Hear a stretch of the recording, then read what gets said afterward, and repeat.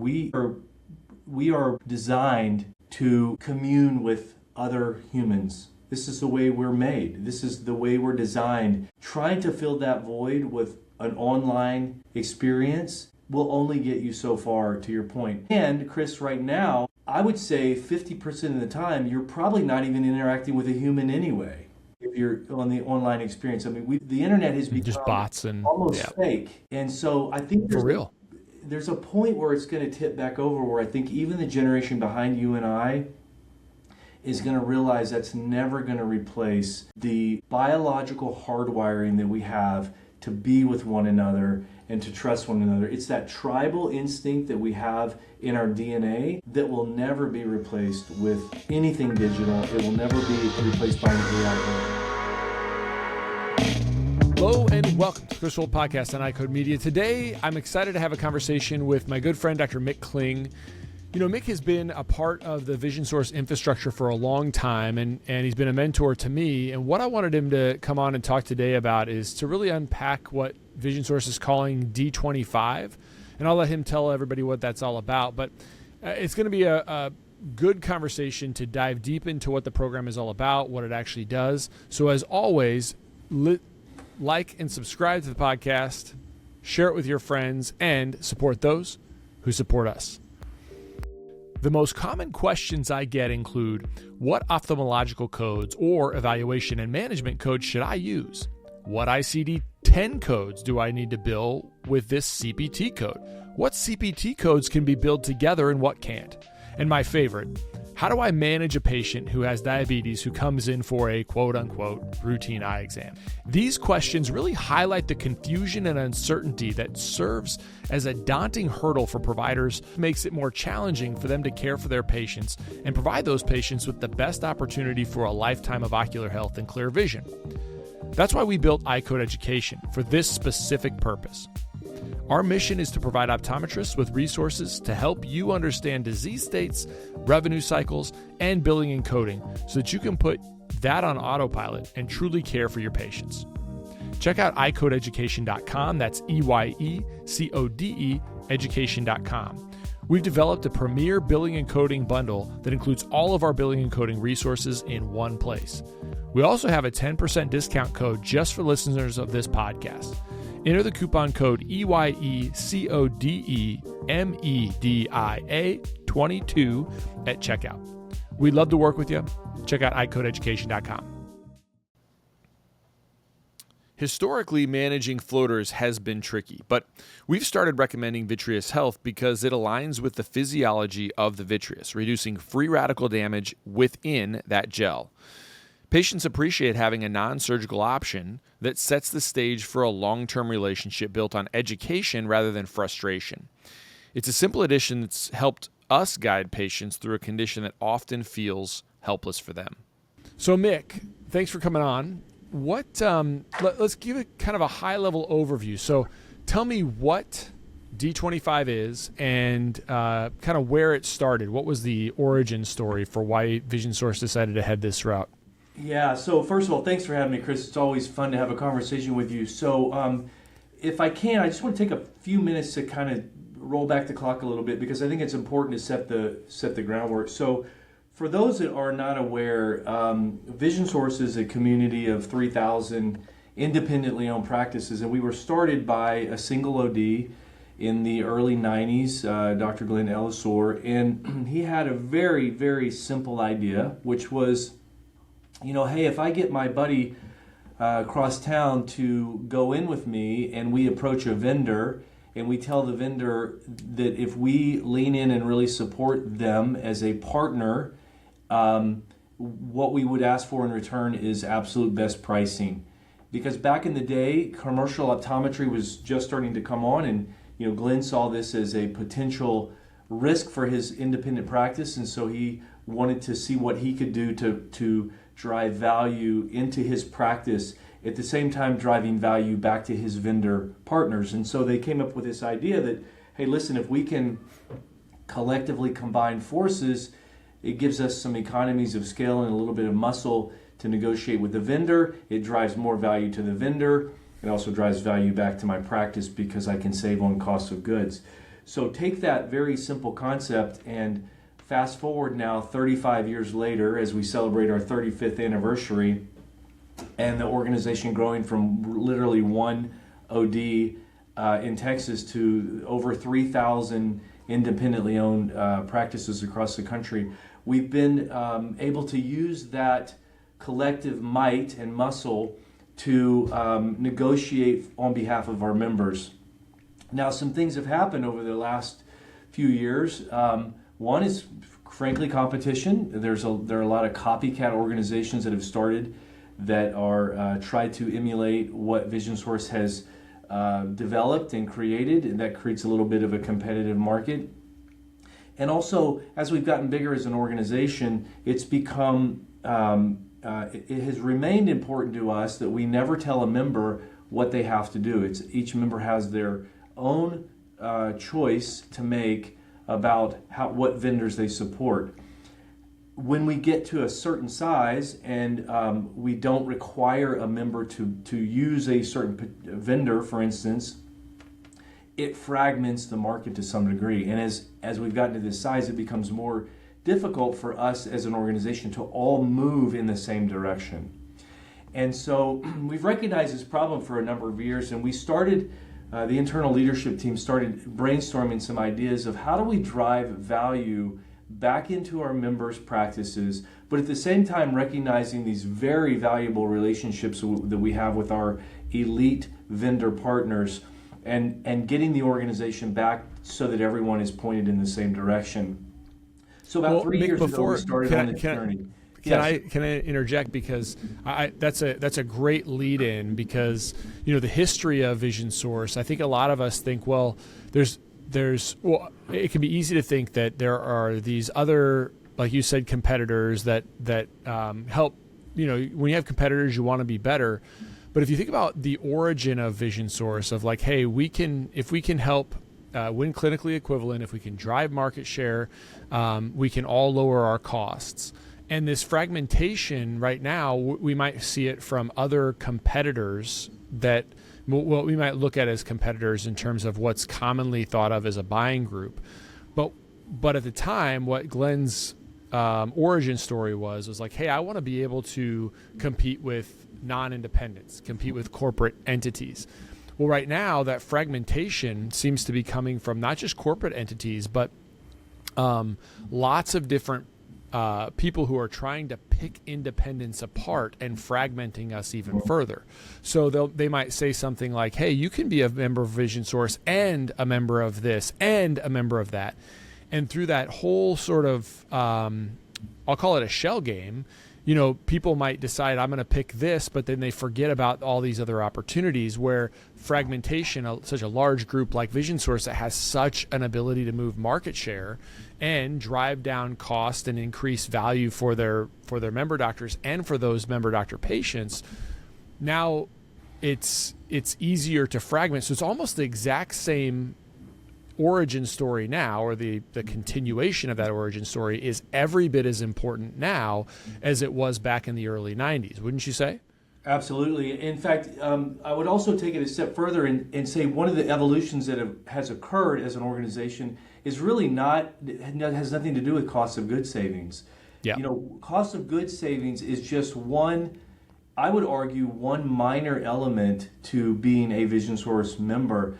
What has happened is the community has become the strength of the organization. The support that we provide for one another, collectively elevating each other up, sharing of knowledge, education, training, those sort of things is, in my opinion, where the real value is. Of course, cost of goods are there. We have the ability to go to the vendor and say, we need best pricing. In almost every instance, we get it.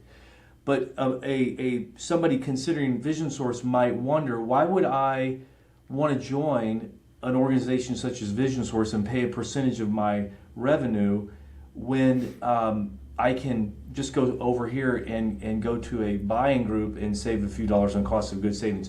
Two reasons. Number one, we can show you mathematically that your investment in Vision Source will yield you a return on investment. We can show you that on paper. But number two is the value is the community. The value in us working together as an organization. Our visions, we have years and years, Chris, of data of this to prove this. Vision Source practices grow at almost twice the rate of industry. Okay, so that's an intangible that has nothing to do with cost of goods. That occurs because of the community. It does not occur because you can buy a box of contact lenses for $1 less. Well, I think that's super important, and I think the challenge I see though is that people have to get over the cost first. In many cases, not every case, but in many cases, the cost or the buying group side of it is the side that which is not what I find. I find value in that, but I agree with you. Like the major value is the peer-to-peer networking and the information. But many people have to get over that initial idea of it as a buying group first. Is that accurate across the board, or is that just what I see? No, you're 100% correct. Because, think about this. We're proposing this idea to somebody who doesn't know us. They don't know me. They don't know you. They don't know the doctors in their community that are part of Vision Source. And so it's like our patients who call and say, how much is an eye exam? What they're really asking is this the right place for me to be? Is it the right culture? Is it the right people? Are they going to take good care of me? But we don't know what else to ask. And so you have to lead with the dollars and cents portion of it, because the community part, it doesn't work to say, just trust us, you're going to love us. Just join, promise you're going to love us. You have to lead with the analytical sort of nuts and bolts of doing the math of saying, if I'm going to make an investment in this organization, what am I going to get? Because that's the low-hanging fruit mentally.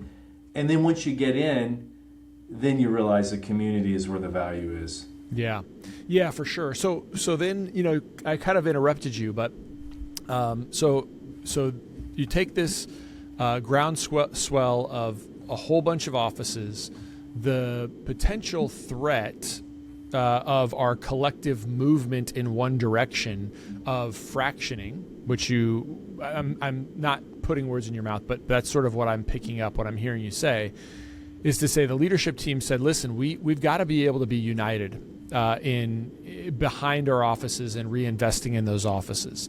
And then I'll let you take it from there.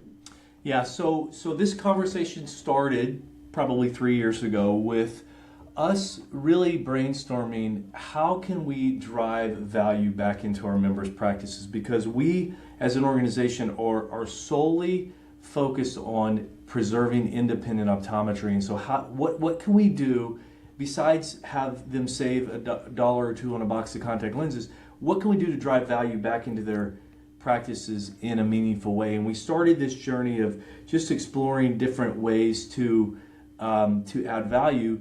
And really, when it comes down to it, it's how do we drive as much of the economics back into the practices so that our members can reinvest back into their businesses.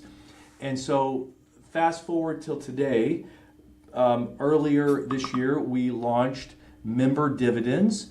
And dividends doesn't suggest that our members are owners in the parent company, but it's a reflection of the parent company, Vision Source's goal and objective is to give a piece of the ownership in a way back to the membership. And it comes in the form of real dollars. We take Vision Source revenue and we reinvest it back into our members' practices. This is not vendor money. This is not vendor rebates.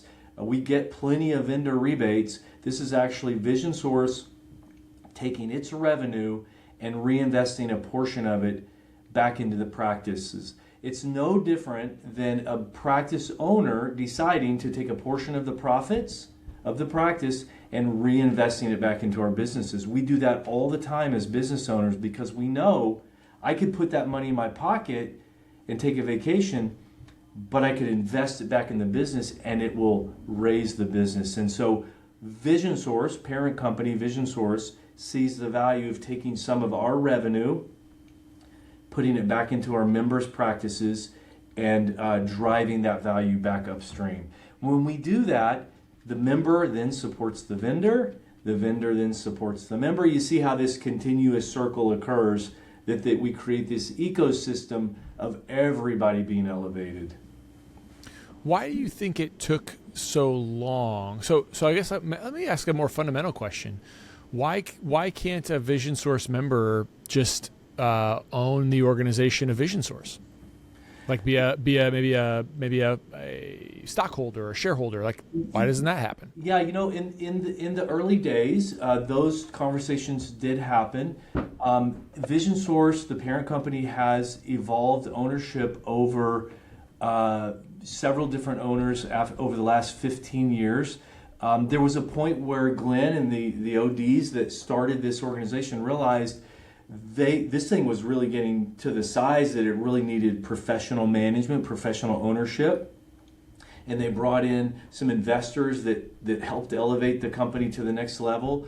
That organization then sold it to Essilor. This was before the Essilor-Luxottica merger. Admittedly, some heartburn from some of our members. You were probably around in those days and may remember that. And that created a little consternation from some of our members. And we realized that Essilor's approach at the time was really hands-off. They saw an opportunity because Vision Source was one of their largest customers and continues to be. And they saw an opportunity to drive more value in our practices. And then when we saw the merger of Essilor-Luxottica, again, pretty dramatic shift in the business, and certainly a pretty large shift in perception. Again, many of our members cautiously optimistic about what the parent company's goals and objectives were for this organization. But I can tell you what Essilor-Luxottica does is drives even more value back to us than what Essilor could do on their own. And it's easy to be frustrated with some of these large companies, but it's important to remember all of these entities are owned by somebody else. To pick your poison. PECA is owned by VSP. IDOC is owned by an investor as well. All of these organizations, except for maybe a few of the smaller ones, have a lot of backing behind them. And so the important thing as an organization is that we're allowed to be free to direct the organization. And under our leadership of Amir Kashnevis and OD and his leadership team, which is 100% ODs, we drive the direction of this company based on the fundamental idea that we always do things that are best for the member. Do we have to explain things to the parent company from time to time? Of course, as you can expect. But it's always at the core is what's best for the member.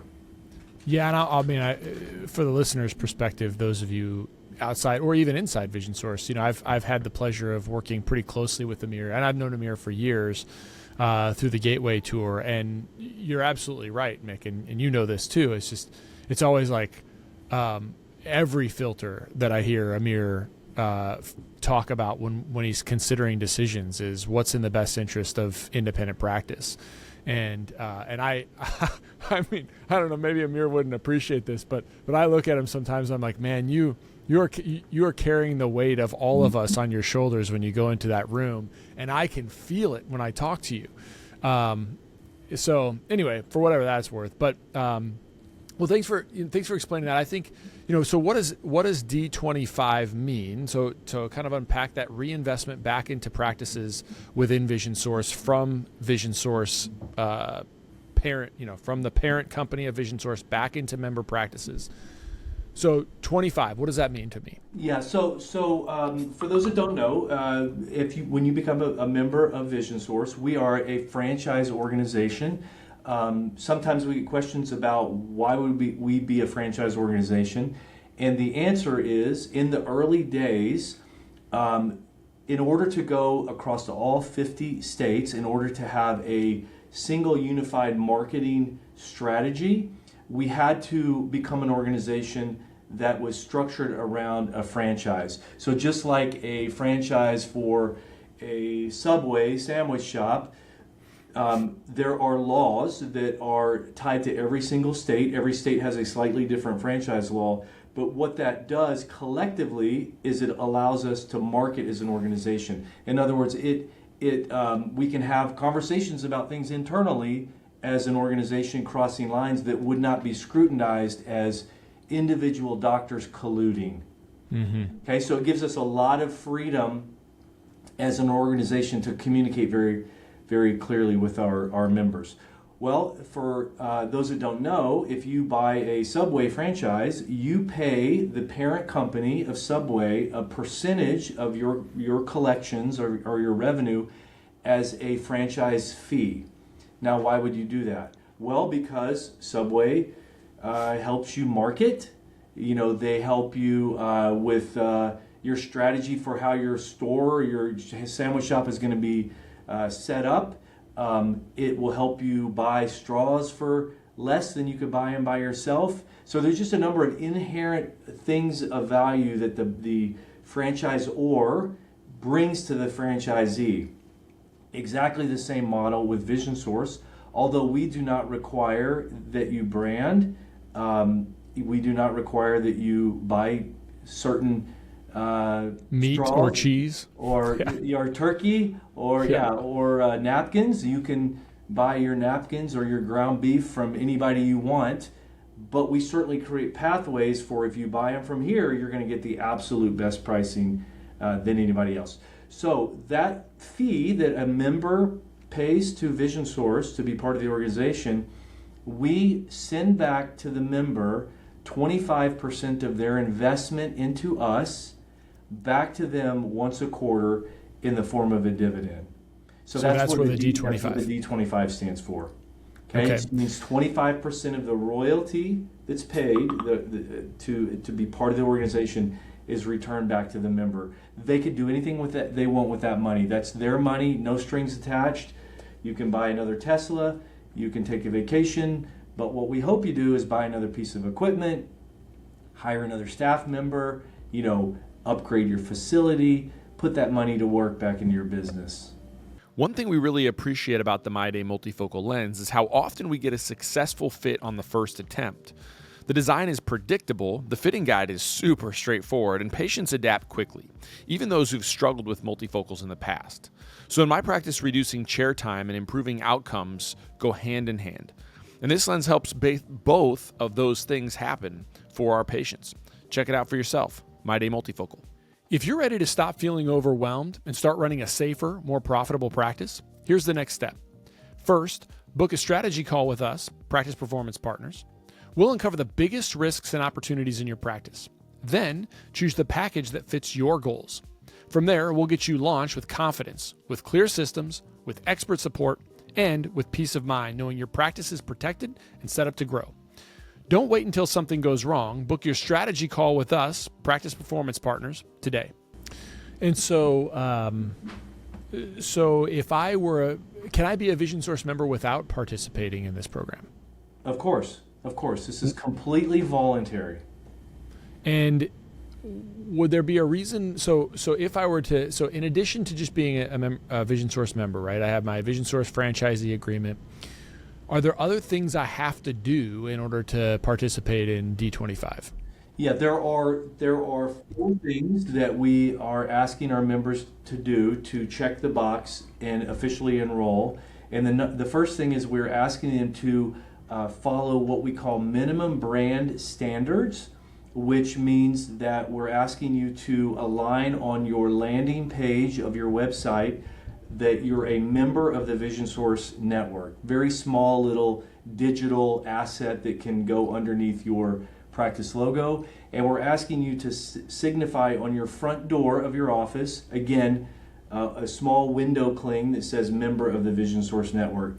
And so the question is, well, Mick, you just said you're not making me brand. Completely voluntary. However, there's power in brand.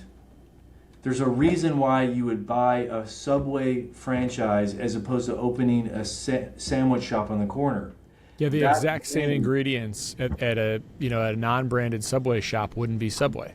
That's exactly right. So there's power in the brand, and we recognize that. And so it's our way of at least minimally branding all of our practices. And the reality is, Chris, as you know, many of our practices are already what we call fully branded, which is, Vision Source of Texarkana or Vision Source of Houston. I mean, there are many of our members that have fully embraced the Vision Source brand, big, large sign on the front of their building. We're not asking to do that. We're just asking for minimum brand standards, landing page on the website, and on a physical branding on their front door. So that's number one. Number two is align with our elite vendors. We have 4 elite vendor partners that we work very closely with. These vendor partners have been on this journey with us really since day one. And we are asking our members to align their accounts. Doesn't mean you have to buy anything, it just means simply align. Aligning your account just simply means that you've told the vendor, hey, listen, I'm a Vision Source member and I want Vision Source best pricing.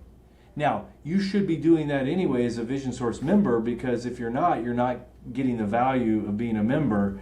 But we're just asking the members to make sure you are confirming with your vendor partner that you are aligned, you have an aligned Vision Source account. And then besides, and the reason, and this is so that those vendors can know who is a Vision Source. So right now when Vision Source comes in and says, we've got 3,000 members, and they're looking at their list and saying, well, I only have, I don't know what the number would be, but like, they might not see that like all of the Vision Source members through their own internal like reports, and they'd wonder, well, why, where are these people, what are they doing, that sort of thing. Yeah, and in fact, I'll tell you what we've uncovered on a few instances where a member thought they were aligned with a vendor, only to discover through this process that they were not aligned, and they were not getting Vision Source pricing, unbeknownst to the member. And it could have been the member reached out to the vendor and something fell through the cracks, or the member thought, oh, it's something I need to do, I just never got around to it. Again, because we don't require members to align with anybody under the sort of the normal Vision Source philosophy, we're not out policing that. That's up to the member to make sure they're aligned. With member dividends, we are asking you to align. Why would we ask to align? Sort of like branding. When you align your accounts with a vendor, you have enormous negotiating power with them. And when we can get all the members to point toward the same vendors and start utilizing the vendors in a more meaningful way, that gives us the ability to go back to the vendor and negotiate even better pricing. Could you imagine if every single practice in the network bought from the same contact lens vendor, as an example? Mm-hmm. That would unlock enormous ability to go to that contact lens vendor and say, look at this, we're driving an enormous amount of market share to you, we need to have better pricing. And I will tell you, the vendors will willingly do that if you can show that you're driving market share to them. Yeah, and it would also sort of prevent the fracture that you had discussed at the very beginning, correct?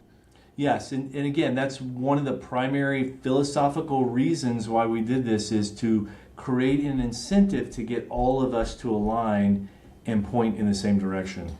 But what you're not saying, which I think is probably a common source of misconception, at least it has been among the people I've talked to, not common in the sense of like the people that are kind of like, well, where's the catch, right? Mm-hmm. You said this at the beginning, but what I want to be very clear about, it's like, listen, if those 4 vendors, you don't use anything from them, like I don't use any, I decide, listen, again, it wouldn't be in my best interest as a practice, but let's say I decided that it's not what how I want to proceed. As long as I align those accounts, even if I have a $0 spend with those vendors, I'm still going to fall into the D25. Is that right? Absolutely. That's correct. There's no purchase required. Again, just simply aligning you're making a statement that you're aligning your account with that vendor, and it does not require any purchases whatsoever. So there is, to your point, there is no catch. There is no catch. Great. Okay. What else? Anything else I got to do? That's it.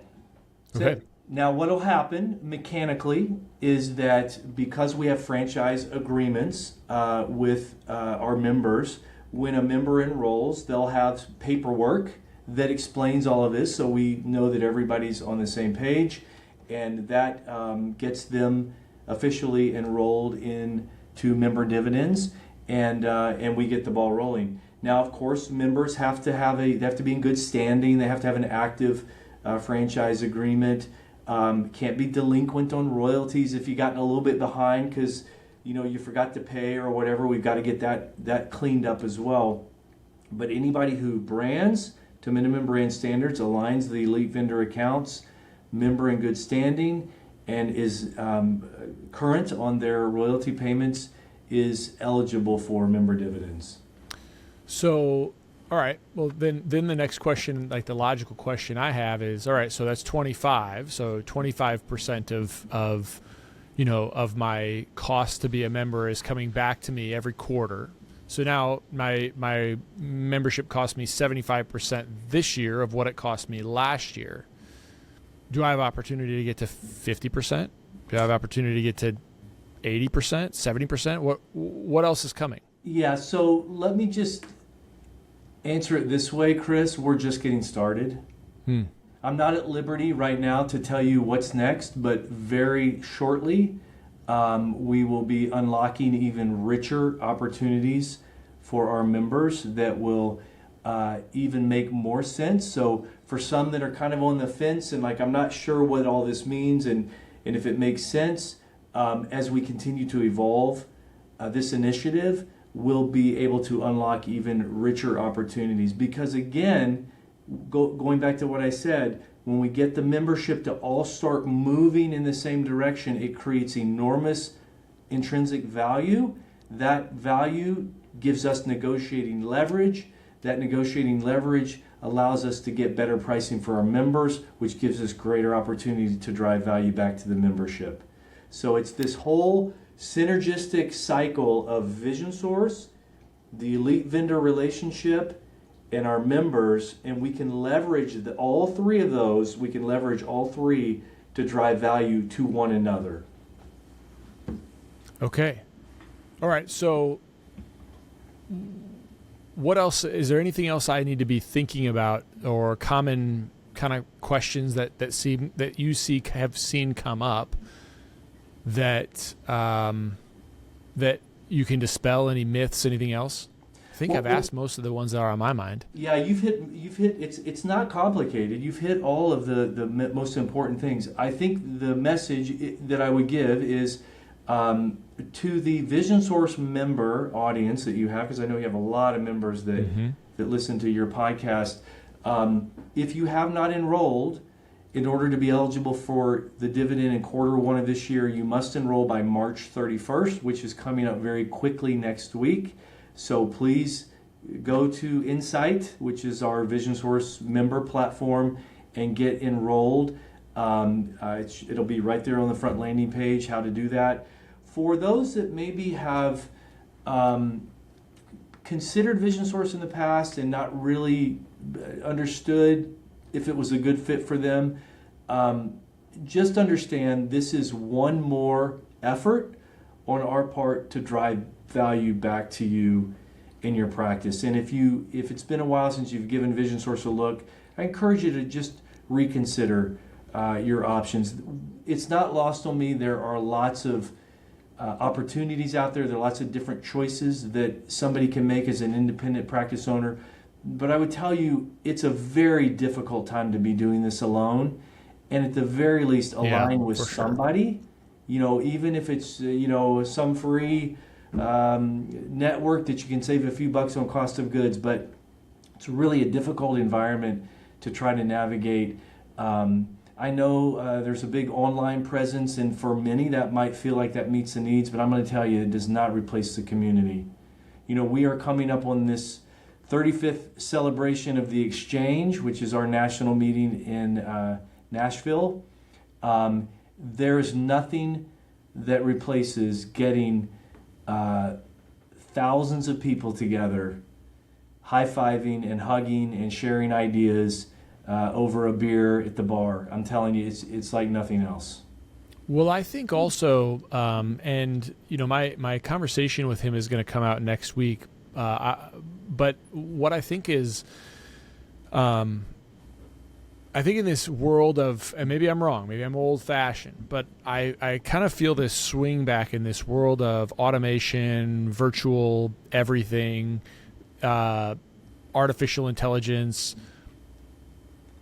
I feel like people are clamoring for other human interactions with real experts that they trust, that they can touch and feel. And I think that is something that is a big opportunity for what Vision Source does. I could be wrong. I mean, I could be wrong about another generation, but I do think that I feel this sense of like, if Mick tells me to do something, because I had known Mick for a long time and we've had a beer, like you're saying, we've high-fived at different places. I just inherently trust it way more than if I plug all my data. Even if I plug all my data into an AI that I built, it's going to give me information. It's not going to give me action. It's not going to actually make it do it. It's not going to be it might kick me in the pants a few times to say, hey, it's time to go if I built it right. But I just think there's much more power that comes from the relationship, and I'm much more likely to respond to another human that's encouraging me to do something that's going to be good for my patients and good for my practice than what I might find that I can just dismiss when I close the platform. Yeah, listen, we are a biological species, right? We are designed to commune with other humans. This is the way we're made. This is the way we're designed. Trying to fill that void with an online experience will only get you so far, to your point. And Chris, right now, I would say 50% of the time, you're probably not even interacting with a human anyway. If you're on the online experience. I mean, the internet has become just bots and almost fake. And so I think for real. There's a point where it's going to tip back over where I think even the generation behind you and I is going to realize that's never going to replace the biological hardwiring that we have to be with one another and to trust one another. It's that tribal instinct that we have in our DNA that will never be replaced with anything digital. It will never be replaced by an AI agent. I'm doing a lot of work with a gentleman who's developing some amazing AI technology in and around EHRs. And, one of the things I keep... Yeah, Masood probably. I'm sorry? Is it Masood? It is not Masood. It's a gentleman named Tadeo Souza. And what Tadeo... Who's better, Tadeo or Masood? I'm just kidding. You have to answer that. I love them both. I love them both. Both very bright. Very bright. I was just hoping you'd say. I was just putting that out there for Masood. He's a listener. But Tadeo he's a computer. He's a coder. He's a scientist. He's a computer scientist. He's not an optometrist. He's a computer guy. And one thing that he keeps reminding me about is that because I keep saying, why would somebody need me anymore? Why? And he said, you're missing it. You're missing the point. This is never going to replace the human being. Yes, the tools are going to be faster and more efficient, and which I'm already learning because I'm able to analyze profit and loss statements and do practice valuations in literally seconds, what used to take me 2 hours. So I know that's all coming and going to be better. But what he says is the human element is never going to be replaced. Like, people will still want another human to connect with. And I think that's the value that Vision Source brings to this eye care community, is this platform where we can come together and support one another. That will never be replaced with an online experience. No better way to end it. Mick Kling, thanks so much for coming on. Awesome. So enjoy the opportunity. Appreciate it. Appreciate it.